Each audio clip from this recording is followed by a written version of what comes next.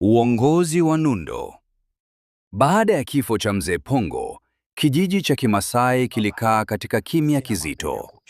Hakukuwa na shangwe wala kilio cha wazi. Kulikuwa na mchanganyiko wa hofu, mshangao na matumaini mapya yasiyo na jina. Watu walikuwa wamezoea kuishi chini ya kivuli cha ubabe. Sasa kivuli kile kiliondoka ghafla, na nuru ya asubuhi ikaingia bila kuombwa. Nundo, kijana aliyekuwa chanzo cha mabadiliko hayo, hakujiona shujaa. Alijiona mzigo. Alijiona mwana aliyelazimika kuchagua kati ya damu na haki. Usiku mwingi alilala macho, akimuona baba yake katika ndoto, si kama mkatili, bali kama mzazi aliyeshindwa. Lakini jamii haikuona hivyo. Kwao, Nundo alikuwa ishara ya ujasiri. Uchaguzi wa kiongozi. Siku chache baada ya mazishi, baraza la wazee lilikutana chini ya mti mkubwa wa mkuyu, mahali pa mikutano muhimu ya kijiji. Wazee walikaa kimya kwa muda mrefu kabla ya mmoja wao, Mzee Lengai, kuvunja ukimya. Jamii hii haiwezi kuendelea bila kiongozi, alisema kwa sauti nzito. Lakini hatutaki kurudia makosa ya jana. Majina kadhaa yalitajwa, lakini kila jina lilikuwa na dosari. Wengine waliogopa, wengine walihusishwa na ubabe wa zamani. Hatimaye, jina la Nundo likatajwa. Kulikuwa na ukimya. Kijana mdogo, mtoto wa Mzee Pongo, aliyekuwa ameua baba yake, angewezaje kuwa kiongozi? Lakini sauti za wananchi zilianza kuongezeka. Yeye alisimama kwa ajili yetu. Yeye alionyesha haki. Yeye ana moyo tofauti. Nundo alipoitwa mbele, alitetemeka. Alitaka kukataa. Lakini alipotazama nyuso za wanawake waliokuwa wameonewa, vijana waliokuwa wamevunjwa moyo, na wazee waliokuwa wamechoka na hofu, alitambua kuwa kukataa kungelikuwa kukimbia wajibu. Kwa sauti ya chini alisema, kama mtanipa jukumu hili, sitaongoza kwa hofu, bali kwa haki. Sitatawala, nitatumikia. Siku hiyo, Nundo akachaguliwa kuwa kiongozi wa kijiji. Mwanzo wa mabadiliko. Uongozi wake haukuanza kwa hotuba kubwa, bali kwa vitendo vidogo. Alirudisha ardhi kwa familia zilizonyang'anywa. Aliwaita wazee kusikiliza malalamiko ya wananchi. Aliunda kikundi cha vijana wa kulinda amani badala ya kueneza hofu. Aliwaheshimu wanawake kama nguzo ya jamii. Kwa mara ya kwanza, watu walianza kuzungumza bila woga. Mama zake Nundo walimwangalia mwana wao kwa macho ya fahari. Hawakumuona tena kama mtoto, bali kama kiongozi aliyebeba ndoto za wengi. Lakini si kila mtu alifurahia mabadiliko. Upinzani wa siri. Kulikuwa na wanaume waliokuwa wamefaidika na utawala wa Mzee Pongo.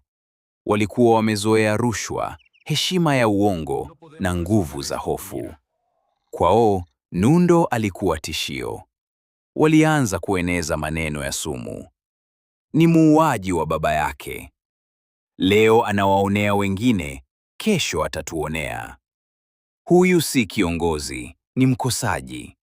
Maneno haya yalianza kuingia masikioni mwa baadhi ya watu, hasa vijana waliokuwa bado na hasira moyoni mwao. Lakini Nundo hakujibu kwa hasira. Aliwaita vijana hao, akakaa nao chini.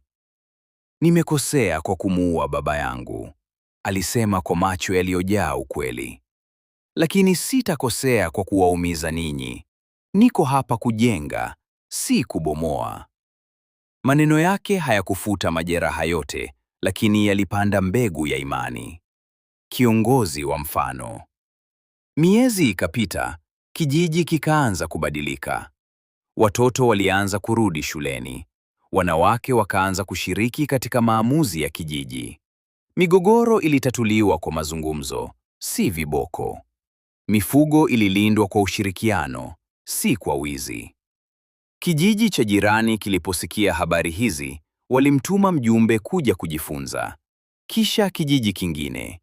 Hatimaye, jina la Nundo likaanza kusikika mbali zaidi ya mipaka ya kijiji chake. Aliitwa kiongozi wa mfano. Lakini moyoni mwake, Nundo alibeba jeraha ambalo halikupona kirahisi. Mapambano ya ndani. Usiku mmoja, alikaa peke yake karibu na kaburi la baba yake. "Baba," alinong'ona, "nilitamani ungebadilika, lakini sasa nimebeba mzigo wako na wangu. Naomba jamii hii isirudie makosa yetu." Alilia kimya kimya, si kwa sababu alimkosa baba yake kama mkatili, bali kama baba aliyepotea katika njia ya giza. Alipoondoka pale, alijisikia mwepesi kidogo. Alitambua kuwa uongozi wa kweli hauhitaji moyo mgumu, bali moyo unaokubali maumivu. Mtihani mkubwa. Mwaka mmoja baadaye, ukame mkubwa uliikumba jamii. Maji yakapungua, mifugo ikaanza kufa, na njaa ikaonekana. Watu walimtazama Nundo.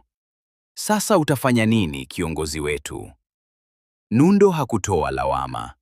Aliwaita viongozi wa vijiji jirani, akapanga mgawanyo wa rasilimali, akahamasisha kilimo cha pamoja na kuomba msaada kutoka mashirika ya mbali.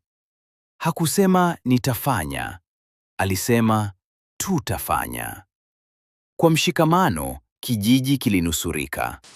Na hapo ndipo watu walipotambua kuwa Nundo hakuwa tu kiongozi kwa jina, bali kiongozi kwa roho. Mwisho wa mwanzo.